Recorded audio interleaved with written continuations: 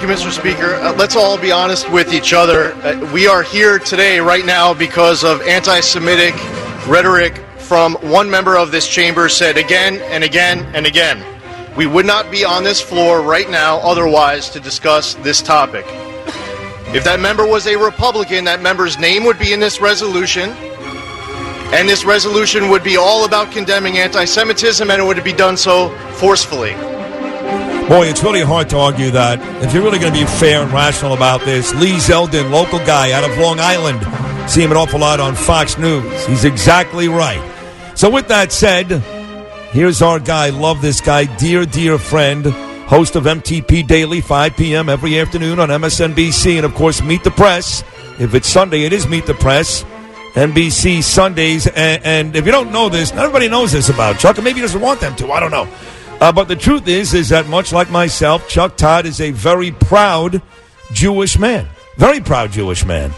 And when you see what's going on inside the Democratic Party, Chuck, I don't care what you do for a living or who you vote for, it doesn't matter to me.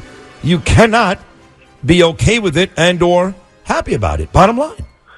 No, and what happens, and you know, here's what's, and it's something, sadly, that Jews are getting used to, because it's sadly a pattern in Western Europe, it's a pattern in this democracy, which is the fringe, if you will, when whatever it is, it's always the Jews that are somehow to blame for X, Y, or Z. And you have in this woman, in Congresswoman Omar, it's pretty clear to me, the best defense I can come up with for her is that it lives in a bubble. It's about the best defense I can come up with. Best explanation someone could come up with that's plausible is that she lives in a bubble that is very anti-Israel, a bubble that is very jaded, a bubble that is, you know, look, we know of bubbles on other issues that happen at times. She lives in a bubble that probably views Jews as less human or less whatever. And that's the problem. And there is a whole messaging system in that world, just like there is in different parts of our lives. And I think, like I said, that's the best explanation you can come up with. Yeah, it's charitable. And you know, I'd like her to, you know, you can criticize Israel and be a rabbi. You know, Israel is a political argument. You can have a political argument without attacking an entire people. And so there are plenty of rabbis. My rabbi is not the biggest fan of Bibi Netanyahu. Okay? And she makes it clear. She's not happy with some of the settlement policy. That's what Jews do. We do a good job of debating. Okay? You want to find out an opinion in Jewish politics, you get 2 Jews, you get 3 opinions. Right? Isn't that the great joke, Sid? That's true. So, yes. Right. I mean, so, you know, at a minimum, somebody needs to educate her that that what is Israel and the religion are 2 different things. That is true, Chuck Todd. But would you say not that the first thing to do is to hold her accountable? And I would also add that we led up to this point because we didn't hold people accountable in Congress for being friends of Farrakhan. We didn't hold Senator Gillibrand accountable for writing tributes in Time magazine to Jew haters like Linda Sarsour. We let all that slide, and now it seems to be acceptable. It's let it all slide, and now they don't have the onions to actually call this woman out. They put this watered down resolution, which was embarrassing, and so that's why we're here. Well, Bernie, look, I think Zeldin made a good point, and the fact is, this is true. You know, I've noticed that both sides of the aisle get more indignant when somebody on the other side does something that's hateful. And when it's one of their own, and I'm sorry, I'm tired of this. When this stuff happens with one of their own, and this has been, people are going to accuse me, oh, you're both siding it. It's not true. When it's one of their own, leadership somehow is more, well, they didn't quite understand, or, that isn't who they are. That's not the person I know. That's fair. Okay, but the problem is it leads to, I think, the perception that basically we only care about these issues when somebody on the, quote, other side does it.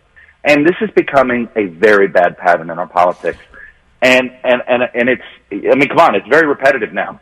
We look at it, we're seeing this constantly. And I think either we got to pull this stuff out of our politics, which will never happen, or we need to grow up. All right, fair enough. That you're accurate in that, but when it comes to anti-Semitism, there is only one side of the aisle that owns that, and it ain't Trump's side. I'm sorry. No. You cannot sit here and say there isn't these fringe elements that have surfaced on the right. Give me some anti-Semites on the right. Give me some anti-Semites. Okay, what I'm saying is, what was the Pittsburgh shooter's motivation?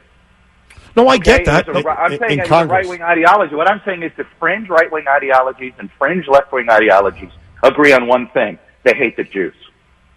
Well, that's true. But I'm talking about politics. You're right about that. I'm talking about politicians. Brazen politicians. Mainstream. I can't find too many Republicans. Well, I think Steve King's history is Steve King's history. That's one guy. That's fair, and they did strip him of all his committee assignments. Right, that's right. And they stripped him, and this lady is still on the committee. I will say this. I don't know how they've not done something. At least taken her off that committee. Okay, fair. There you go. Done. And I gotta think that one more. I mean, look what the Democrats did this week. They spent the entire time dealing with this week.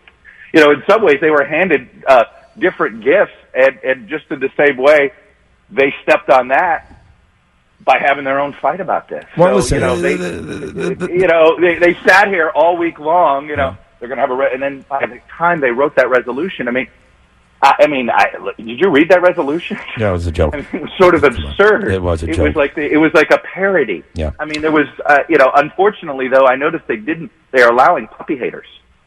And I'm just outraged. Puppy haters. They did not. That's funny. Not condemn puppy haters. Yeah. It's embarrassing. Well, by the way, Chuck, they're all gearing up anyway. I know Bernie Sanders, Brooklyn College last week, and Massachusetts, and he's the favorite right now. But you can just take a breath. Not you specifically, Chuck, but folks on the left could take a breath because it turns out that the much anticipated arrival of Joe Biden is about a month away now. Officially, they're saying mid-April he will come out. So all the Dems can take a little bit of a breath when when their guy, Joe Biden, finally announces he's running, which we are hearing today will be in mid-April. I have to say, it's pretty clear he's made phone calls and he's let people like Michael Bloomberg know he's running and Sherrod Brown know that he's running. He's clearing that sort of mainstream lane a bit, trying to, the white guy lane, if you will. And he's clearly done that. But I have to say, did you check out James Carville's comment yesterday about Joe Biden? No. I got to think you guys, oh what my is God, that? you guys will like it.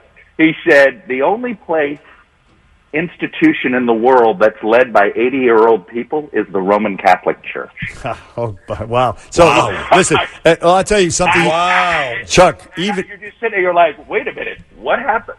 What did Biden ever do to James Carville? But even Number worse. one. But that's a tough line, and there's some truth to that. There's even worse, Chuck Todd, is the Washington Post dropped a safe on Joe Biden yesterday. They released some old things that he said, one about busing. Quote, what it says, this is Biden, what it says about busing is, in order for your child with curly black hair, brown eyes, and dark skin to be able to learn anything, he needs to sit next to my blonde-haired, blue-eyed son. That's racist. And then on reparations, Joe Biden said, I don't feel responsible for the sins of my father and grandfather, and I'll be damned if I feel responsible to pay for what happened 300 years ago. Joe Biden said those things, and worse, about predators, and Hillary got killed for the predators thing on the crime bill. Biden said worse.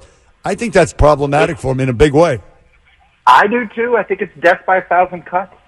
But that said, it is a reminder that Joe Biden, the reason he's thought of as a formidable candidate is that he's been in the mainstream of American politics for 40 years. The reason he may not get the Democratic nomination, he's been in the mainstream of American politics for 40 years, right? That's the problem. The Democratic Party's moved. What Joe Biden said at that time wasn't not only not controversial, it was probably praised by folks left of center who said, yeah, that's an open mind. That was where the conversation was in the early 70s. Right. Not anymore. Isn't where the conversation is today. Nope. And that's Joe Biden's greatest strength and weakness. That's He's great. Been in the mainstream for point. 50 years. Give us who are some of the big names we'll see on whether today on MSNBC or certainly Sunday on Meet the Press. Well, unfortunately, I have not got my confirmations yet, so I can't say them. All right. Well, it's going to be great either way. We're close. It's Friday morning. It better be. Right. You better be watching And I want Bernie to catcall me at least once. You can count on it, Chuck Todd. All right, Chuck, you're great as always, buddy. Have a great weekend. Guys. All right, thank you. There he is, the host of MTP Daily every afternoon, 5 p.m. on MSNBC. And then, of course, Meet the Press Sundays on NBC. Look how good Matt Meany is. He's so good. You really are, Matt. Fred Norris, got nothing on you. We're going to come back. Hour number 2 of Bernie and Sid on this Shabbos Friday. My dear friend Heshy Organbaum. You don't like the Jews? F you.